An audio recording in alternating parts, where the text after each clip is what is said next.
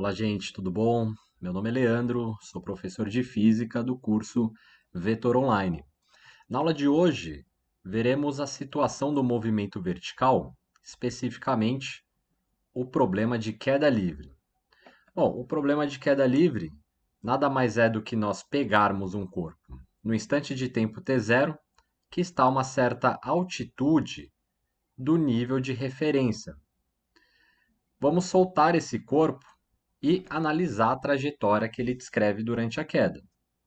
É importante lembrarmos que nós possuímos a aceleração da gravidade vertical para baixo, ou seja, essa aceleração, que a gente chama de aceleração da gravidade, vai acelerar o corpo, fazendo com que a velocidade dele aumente durante a queda. O corpo pode iniciar o movimento com uma velocidade inicial. Alguns problemas, ele considera a velocidade inicial nula, mas tem problemas que o corpo é arremessado para baixo, fazendo com que ele já comece com uma velocidade inicial, ok? O intervalo de tempo depois, tá? Esse corpo vai ter uma nova posição, vamos chamar esse instante de tempo de t1, e vai possuir uma nova velocidade que nós chamaremos de v1, tá? Ou seja, v1 é a velocidade no instante de tempo t1. A gente vai descrever os valores dessa velocidade ao longo dessa trajetória de queda. E assim por diante, no instante de tempo t2, o corpo vai possuir uma nova velocidade v2 até ele atingir a nossa superfície de referência, ok? Além de descrever a velocidade do corpo ao longo dessa trajetória de queda, nós queremos também descrever as posições dele ao longo da trajetória. E para isso, a gente vai determinar que o movimento é progressivo, quando o corpo se movimenta para baixo, e, consequentemente, o sentido retrógrado vai ser o sentido para cima. Tá? Para descrever as posições do corpo ao longo dessa trajetória de queda, nós vamos traçar um eixo orientado para baixo, tá? A gente chama isso de eixo da trajetória, e o H, que vai medir as posições desse corpo ao longo do nosso percurso. O que nós faremos aqui na modelagem? A altitude inicial que o corpo possui, a gente vai colocar no marco zero da nossa trajetória. Ou seja, h0 é igual a zero. O corpo vai começar aqui no marco zero da minha trajetória orientada para baixo. E no instante de tempo t1, o corpo vai possuir uma posição, que eu vou chamar de h1, e assim por diante, no instante de tempo t2, uma posição que eu vou chamar de h2.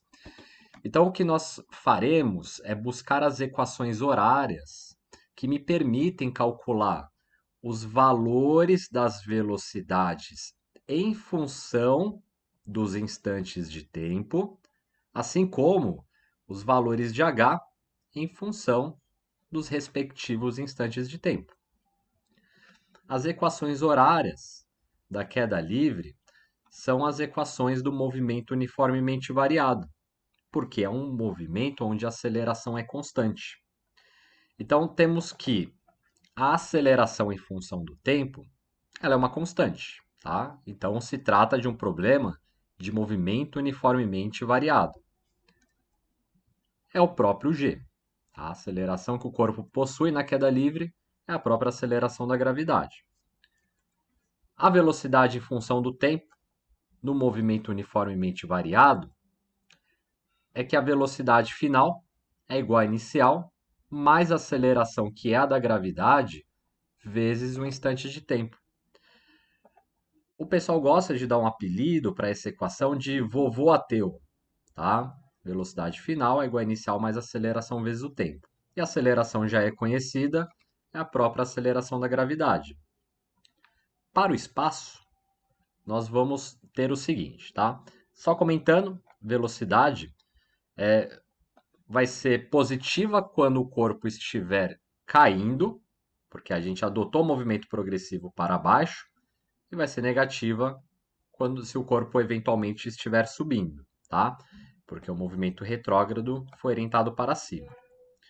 Voltando para o espaço em função do tempo, nós temos a equação do movimento uniformemente variado para o espaço.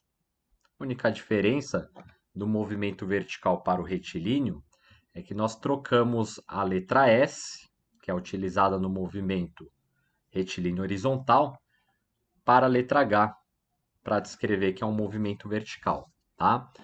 Então, nós teremos aqui que a posição final é igual à inicial, que na nossa modelagem adotamos como zero, mais a velocidade inicial vezes o tempo, mais a aceleração sobre 2 vezes o tempo ao quadrado. É a famosa equação, também conhecida como sorvetão, tá ok? Como o H0 na nossa modelagem sempre vai ser zero, a gente não precisa escrevê-lo, tá? A posição final ficará só como a inicial, se houver, tá? Se o corpo for, por exemplo, arremessado para baixo, ela entrará na equação com sinal positivo. Se eventualmente um problema arremessar o corpo para cima, teremos que colocar a velocidade inicial negativa, porque ele iniciaria no movimento retrógrado, tá? Então a posição final é igual à velocidade inicial vezes o tempo, mais metade da aceleração, que é a da gravidade, vezes o tempo ao quadrado. E por último, a equação método, que unifica a equação horária da velocidade com a do espaço, que é conhecida também como equação de Torricelli. Como vai ficar a equação de Torricelli aqui, ó?